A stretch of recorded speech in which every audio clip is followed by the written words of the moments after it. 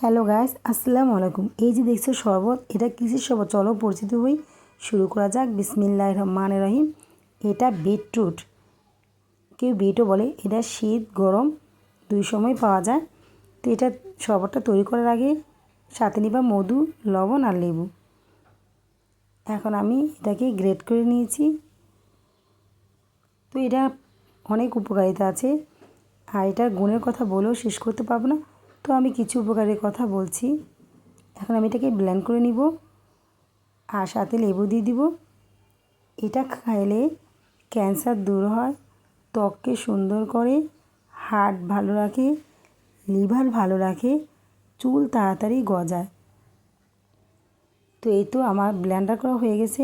এখন আমি এটাকে ছেঁকে নিব, দেন অ্যাড করে দিব মধু আর একটু লবণ, দেন পরিবেশন। তোমরা অবশ্যই একবার ট্রাই করবা। আল্লাহ হাফেজ।